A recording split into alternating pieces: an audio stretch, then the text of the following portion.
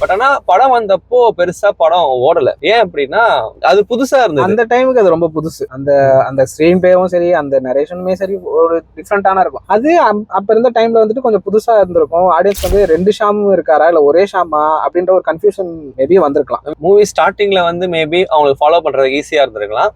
But ஆனா director அவர் சைட்ல இருந்து நிறைய எஃபர்ட்ஸ் போட்டிருப்பாரு. எந்த மாதிரி அப்படின்னா, இப்ப பஸ் பிடிச்ச ஷாம் வந்து பினான்சியலி சக்சஸ்ஃபுல்லா இருப்பாரு. பட் ஆனா அவரு ஜோதிகா மேம் பார்த்து அவரு கூட லவ் செட் ஆயிருக்காது அப்படின்ற மாதிரி பினான்சியலா சக்சஸ் ஆன ஒருத்தவன் லவ்ல அந்த அளவுக்கு டெப்த் எக்ஸ்ப்ளோர் பண்ணாத ஒருத்தவன் அந்த மாதிரி இருக்கும்.